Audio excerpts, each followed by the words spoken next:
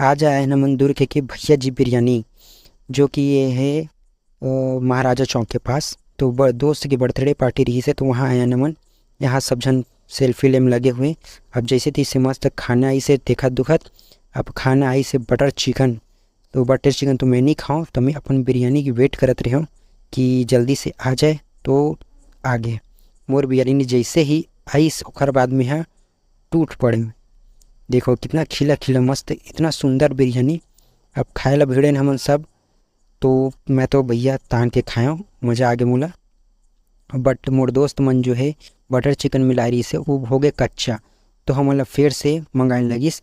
लेकिन मोर फेवरेट चीज़ मैं तो खाऊँ मोर तो बहुत बढ़िया रही से। और ये चिकन लेग पीस आगे।